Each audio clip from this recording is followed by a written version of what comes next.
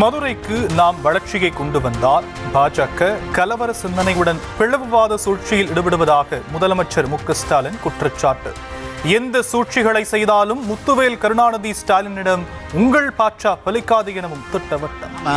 வளர்ச்சி அரசியலை பேசினா அவங்க வேற அரசியலை பேசுறாங்க. நான் உறுதியா சொல்றேன், அவங்க எத்தனை சூழ்ச்சி செஞ்சாலும் அத்தனையும் நாங்கள் முறியடிப்போம், அதை சிதைப்போம். இந்த முத்துவேல் கருணாநிதி ஸ்டாலின் கிட்ட அந்த பாட்சாலாம் பலிக்காது, எதுவும் எடுபடாது.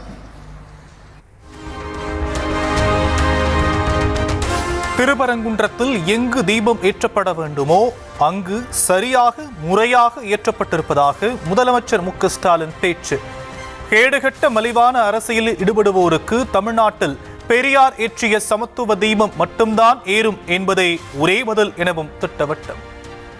ஏற்றப்படணுமோ எப்போ ஏற்றப்படணுமோ அங்கே வழக்கம் போல சரியா முறையா ஏற்றப்பட்டிருக்கு. ஒரு சிலரோட அரசியல் லாபங்களுக்காக பிரிவுகளையும் பிளவுகளையும் உண்டாக்கி சமூகத்தை துண்டாடும் சதி செயல்கள், அது நிச்சயமா ஆன்மீகம் அல்ல, அது அரசியல். அதுல கேடுகட்ட மலிவான அரசியல். எங்க தமிழ்நாட்டில் என்றைக்கும் பெரியார் ஏற்றின சமத்துவ தீபம் தான் ஒளிரும். உங்களால் அதை தடுக்க முடியாது.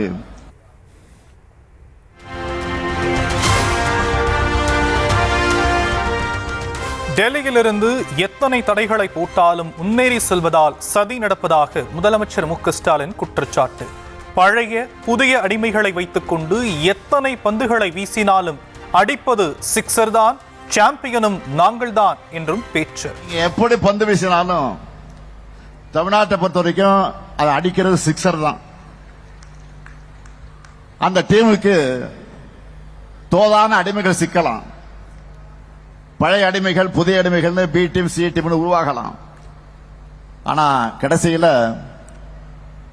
டோர்னமெண்ட்ல சாம்பியன் நாங்க தான்.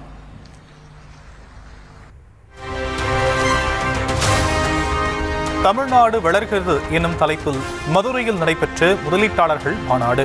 A ring of experiences that turn this region into a complete cultural circuit. Catalyst of change. Engine of progress. Invest in Tamil Nadu. முதலமைச்சர் மு.க.ஸ்டாலின் தலைமையில் 36,660 கோடி ரூபாய் மதிப்பீட்டிலான முதலீடுகளுக்கான 91 புரிந்துணர்வு ஒப்பந்தங்கள் கையெழுத்து. Composites, relays and optical transceivers. May we now have Reliance Industries join us, celebrating the MOU exchange for their bioenergy plant, creating 7,000 jobs with an investment of 11,000 crores.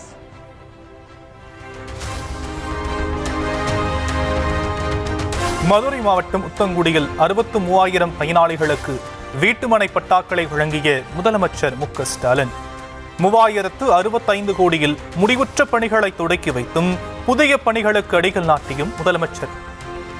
Vaigai நதிக்கரை நாகரீகம் வளர்ந்தோங்கி செழித்திருந்த வரலாற்றை சொல் 63 முடிவுற்ற திட்டப் பணிகளை திறந்து வைத்து 63,950 பயனாளிகளுக்கு பட்டா உள்ளிட்ட அரசு நலத்திட்ட உதவிகளை 73,424 நபர்களுக்கு வழங்கியுள்ளார்கள்.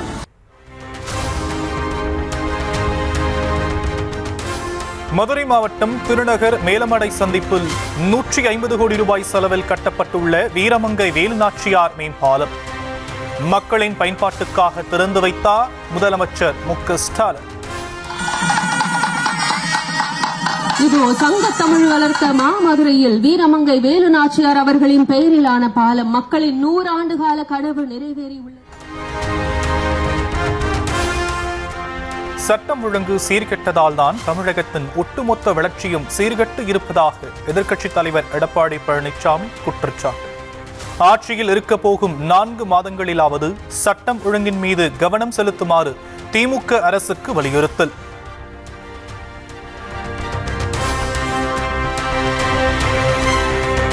முதலமைச்சர் மு.க.ஸ்டாலின் ஆட்சியில் பள்ளி மாணவர்களிடையே வன்முறை போக்குதான் அதிகரித்து வருவதாக இபிஎஸ் கவலை. கொலை வரை நீண்டுள்ள மோதல் வெறியை கட்டுப்படுத்த தவறியதற்கு அரசு வெட்கப்பட வேண்டும் என சாடல்.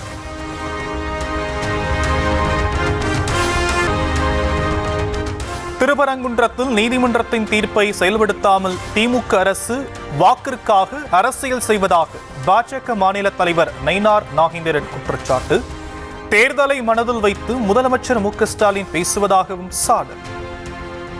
திருப்பரங்குன்றம் இஷ்யூ பொறுத்த மட்டும் நீதிமன்றம் என்ன தீர்ப்பை வழங்கியிருக்கோ அதன்படி சட்டத்தின் அடிப்படையில் அவர்கள் தீபம் ஏற்றுவதற்கு அனுமதித்திருக்க வேண்டும். மாறாக இன்னும் ஒரு 60-70 நாளில் வரக்கூடிய தேர்தலை மனதிலே வைத்துக் கொண்டு அங்காளி பங்காளிகள் என்று சொல்வதை சண்டைக்கு சச்சரவாகவும் வாக்கு வங்கிக்காகவும் பயன்படுத்துகிறதார் முதலமைச்சர் பயன்படுத்துகிறார் என்பதை நான் பகிரங்கமாக இந்த நேரத்தில் நான் என்னுடைய குற்றச்சாட்டை பதிவு செய்கிறேன்.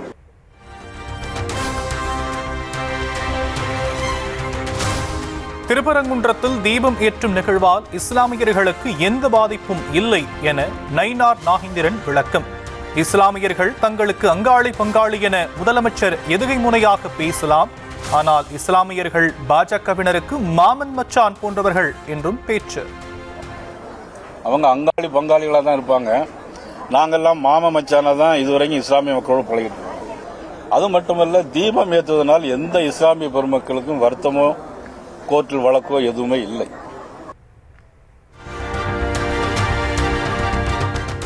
தமிழ்நாட்டில் சாதிவாரி மக்கள் தொகை கணக்கெடுப்பை உடனடியாக நடத்த கோரி பாமக சார்பில் சென்னையில் வரும் 17ஆம் தேதி ஆர்ப்பாட்டம். திமுக தவிர்த்து அனைத்து கட்சி தலைவர்களும் பங்கேற்குமாறு அன்புமணி கடிதம்.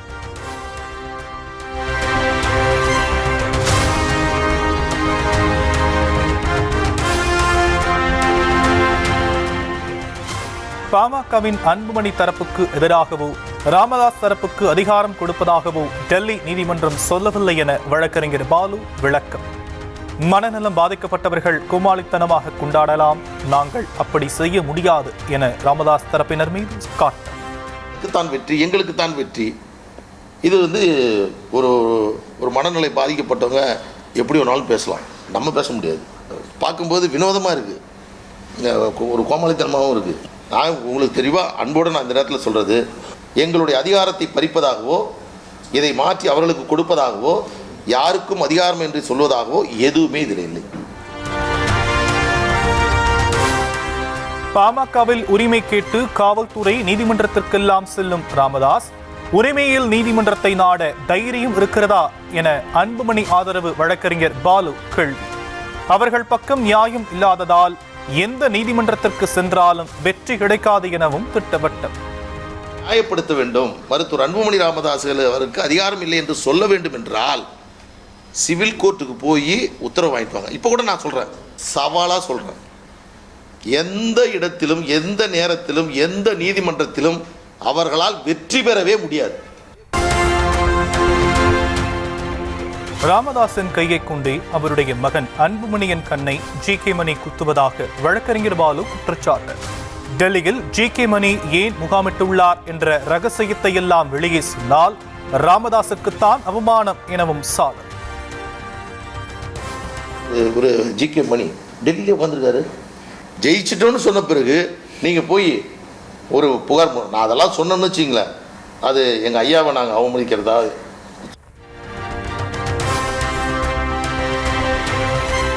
திருப்பரங்குன்ற மலை அனைத்து இந்துக்களுக்கும் சொந்தமா அல்லது குறிப்பிட்ட சாதியைச் சேர்ந்த இந்துக்களுக்கு மட்டும் சொந்தமா என அண்ணாமலைக்கு மார்க்சிஸ்ட் மாநில செயலாளர் சண்முகம் கேள்வி. இந்துக்கள் என்று சொல்லி மக்களை இன்னும் எவ்வளவு காலத்திற்கு ஏமாற்றி பிழைப்பீர்கள் எனவும் காட்டமாக வினா.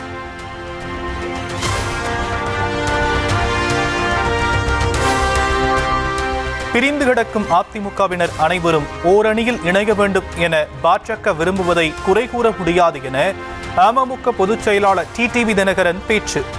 அதிகாரத்தை வைத்து பாஜக மிரட்டுவதாக தாம் நினைக்கவில்லை எனவும் பேட்டி. இயக்கம், புரட்சி தலைவர் கண்ட இயக்கம், அம்மாவின் தொண்டர்கள் எல்லாம் ஓரணி இணையணும்னு பாஜகவை சேர்ந்த முக்கிய தலைவர்கள் 21 தேர்தலையும் முயற்சி செய்தார்கள். அதுபோல இப்பொழுதும் முயற்சி செய்கிறார்கள். அதிகாரத்தை வைத்து மிரட்டுவதாக எல்லாம் சில பேர் சொல்கிறார்கள். ஊடகத்தில் டிபேட்ல பார்க்கிறோம். யாராவது ஒருவரை நட்பு ரீதியாக டெல்லிக்கு அழைத்து அவர் போய் சென்று வந்தால் அவரை மிரட்டிய கூப்பிடுகிறார்கள். அப்படிலாம் கிடையாது.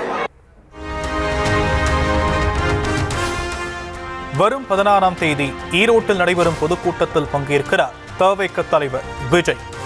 அனுமதி கோரி மாவட்ட ஆட்சியரை நேரில் சந்தித்து செங்கோட்டையன் மனு. தமிழகத்தை உருவாக்க இருக்கிற விஜய் அவர்கள் நம்முடைய ஈரோடு மாவட்டத்தில் வருகின்ற 16ஆம் தேதியன்று சுற்றுப்பயணத்தை மேற்கொள்ள இருக்கிறார்கள்.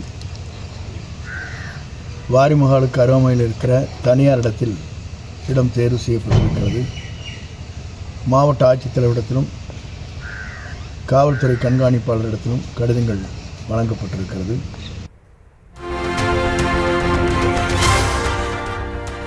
ஈரோட்டில் வரும் 16ஆம் தேதி தவிக தலைவர் விஜய் பங்கேற்கும் பொதுக்கூட்ட இடத்துக்கு அனுமதி மறுத்தனர் போலீசார். பெருந்துறை சாலையில் மாவட்ட எஸ்பி நேரில் ஆய்வு செய்த நிலையில் போதிய அளவு வசதிகள் இல்லை என கூறி மறுப்பு.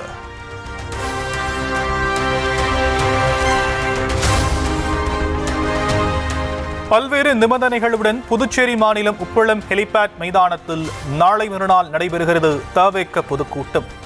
கரூர், திருச்சி உள்ளிட்ட பகுதிகளுக்கு சென்றபோது பயன்படுத்திய பரப்புரை வாகனத்தில் நின்றபடி பேசுகிறார் விஜய். திருச்செந்தூர் அருகே வீரபாண்டியப்பட்டினத்தில் மழை முடிந்து 10 நாட்களாகியும் வடியாத நீர். 50க்கும் மேற்பட்ட வீடுகளை சூழ்ந்து தனி தீவு போல காட்சியளிப்பதால் மக்கள் தவிப்பு.